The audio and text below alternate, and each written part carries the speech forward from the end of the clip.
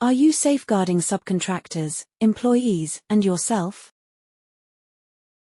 Trenches can pose risks to workers.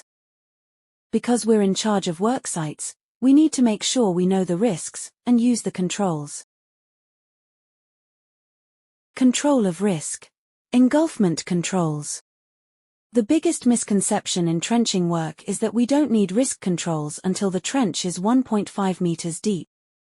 If there is a risk of engulfment, risk controls should be in place even when the trench is less than 1.5 meters in depth. Engulfment can be caused by multiple factors, including soil type, effect of heat, cold or rain conditions, and the length of time the trench wall is exposed to the environment. If an employee or subcontractor is entering a trench and there is a risk of engulfment, then one or more of the following controls should be implemented. Battering. Benching. Positively supporting the trench by way of shoring or other comparable means. Or trench shields. Benching and battering. Let's look at some definitions. Benching is the process of stepping the trench at a 1-to-1 ratio. Battering requires the trench sides to achieve a 45-degree or greater angle that absorbs the zone of influence. Benching and battering can be used in combination if necessary.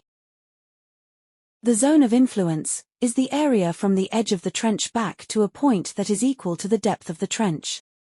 This should be treated as a no-go zone for vehicles, material and equipment.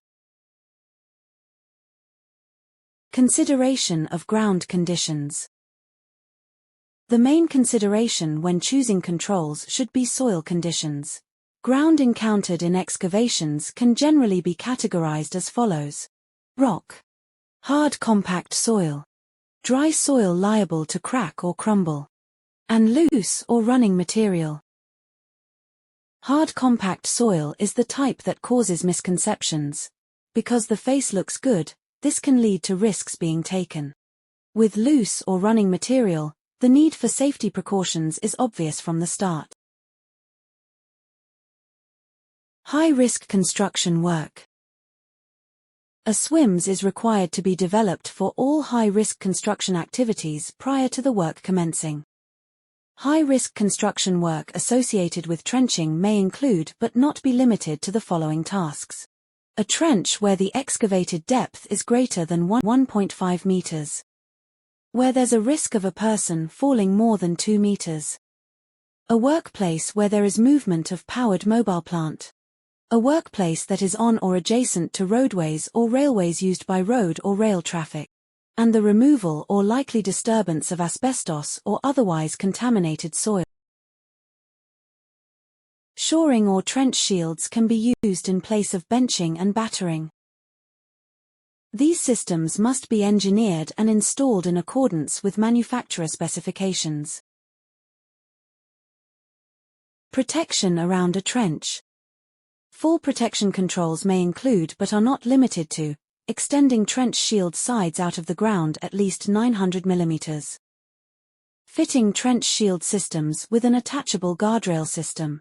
Where possible, this should be fitted before installing the trench shields. Having fall protection during installation of the trench shields. Keeping fall protection in place during access and egress. And exclusion zones of at least 2 meters were possible around the excavation works that is physically defined. Do trench shields prevent collapse? Trench shields are used during trenching works to protect workers from being engulfed by ground collapse. Trench shields, however, do not prevent ground collapse but provide a protected area for the worker to undertake their task. It is imperative that any worker engaged in work where trench shields are used as protection remains within the protected area of the shields at all times. Workers engaged in trenching works sometimes become engulfed when they move outside of the shield protection, even for a short period of time. Trench shields need to be designed and constructed to withstand impact from ground collapse, or the earth pressures if the ground becomes unstable. The trench shield also needs to be firmly wedged in to prevent it from moving if struck by collapsing ground, as this may pose a risk to workers within.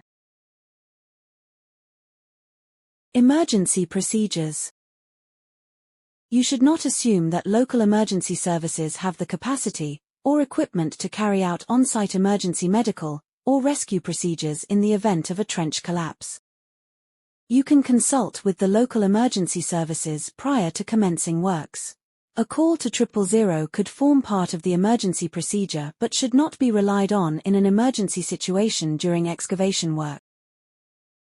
Employers are required to develop emergency procedures if there is a risk of a person becoming engulfed by soil or any other material when construction work is being performed.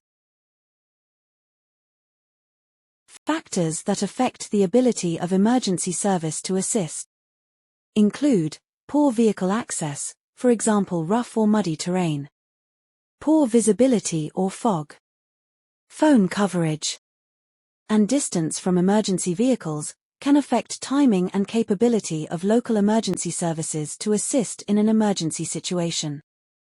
Be aware, although emergency rescue needs to happen quickly, the risk of further ground collapse, which can put both trapped people and their rescuers at risk, needs to be controlled.